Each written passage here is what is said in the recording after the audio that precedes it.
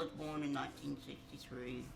Um, my parents out in southwest Kansas. Um, my dad was a farmer. And when I was 6 months old, they discovered I had scoliosis. When I was little, my parents raised me like my other brothers and sisters. They didn't treat me different. They encouraged me to do things. Uh, Riding the tractor with your dad? Yeah, I rode tractor and Dad. I went out to farm and I helped move pipe. I drove tractor, combine, drove the trucks during harvest. Doctors did all kinds of things. When I was young, I had to wear a Milwaukee brace. What, 23 hours a day? Yeah, I used to have to wear it all the time. Because their goal was to try to slow the curvature down in your spine. Because they had talked about that the curve was going to basically stretch out your one lung and crush your other lung in your heart because the curve was growing so fast, right? Yeah,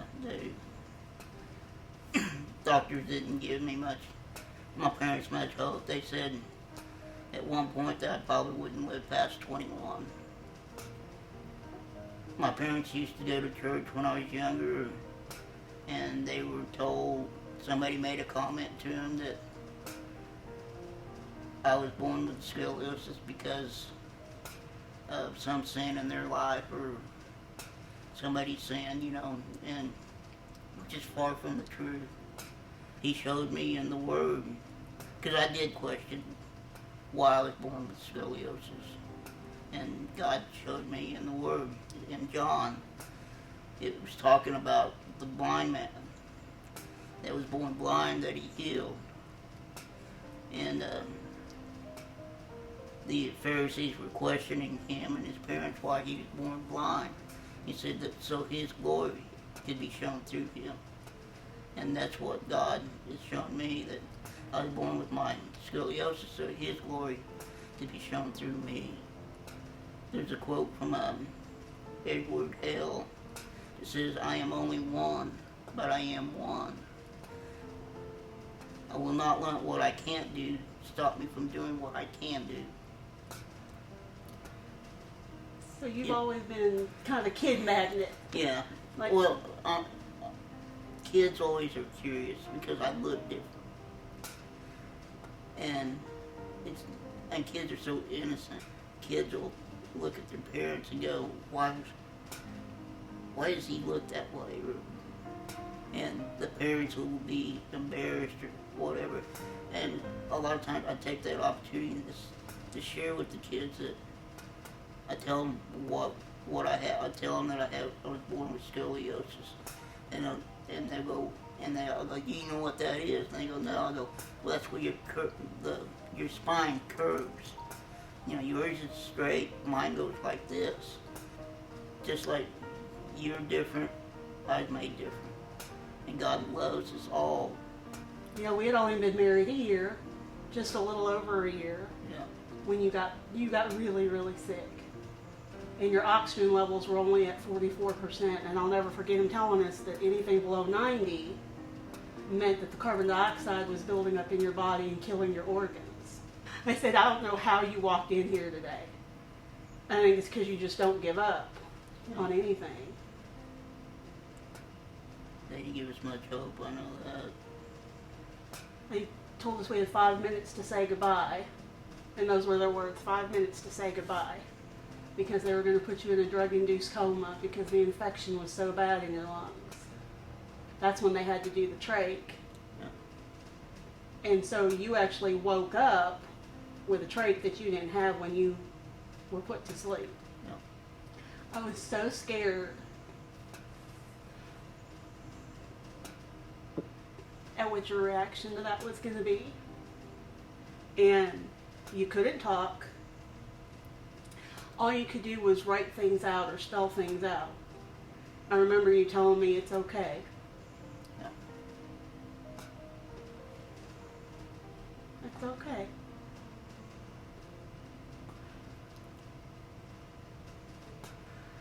recovery was long and recovery was hard, but you recovered. And then in 2009, we started a whole new round of hospital stay. Yeah, I was having trouble keeping food down. It was around Christmas, we were doing a Christmas play. I was really sick the day of the Christmas, but I couldn't not be there. Because you don't ever give up on anything. So we came to church. You had been sick for 11 days. You had not held anything down in 11 days and refused to go to the doctor. And you kept saying it was going to be okay. We had to get the Christmas drama together. You refused to not do the Christmas drama. And finally, you agreed to let me take you to the emergency room. Yeah. They discovered I had a strangulated hernia, and it was cutting off my stomach.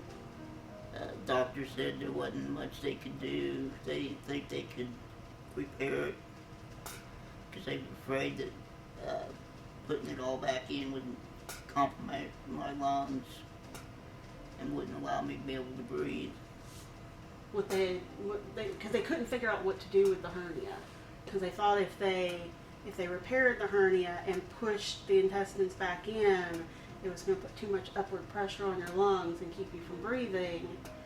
And so they actually consulted with like 26 doctors all across the country. Remember that? And they were going to cut basically from the bottom of your sternum to the top of the groin and cut the entire abdominal wall open, and you would lose all abdominal muscle control at all. They said you wouldn't be able to sit up on your own, you wouldn't be able to stand up on your own. That was going to be it. I told the doctor that I believe God could heal it, either through him or through him by himself. I go, Do you remember what you said that morning? It was about 4 o'clock that morning. Before the doctors got there, before pastor, friends, family, before anybody else got there, it was just me and you sitting in the room. Do you remember what you said to me about it? You said that you still believed even then that God could heal you. You said you'd go running and leaping up and down the hallway, and the power of God would be so strong that the anointing would just heal everybody down the hallway in its wake. I did great. They ended up fixing it and repairing it all, and hadn't slowed me down since.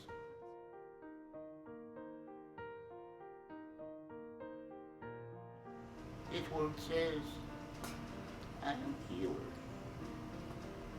30 plus years past what they ever told you would ever live to do or see or have.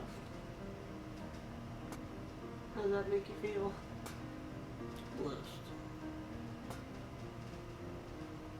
The fact that you don't give up and the fact that you don't stop. You've always been 10 foot tall in my eyes. You are a Superman. But I've known God has always been with me through it all. You say on a regular basis, God's got this. Yes. And I've never known anybody that says that with more conviction than you. But here I am now. I'm almost 56, 57. You'll be 57 this year. You know, God hadn't brought us this far to leave us now. I was waiting for that. I know you were. I tell you that quite often.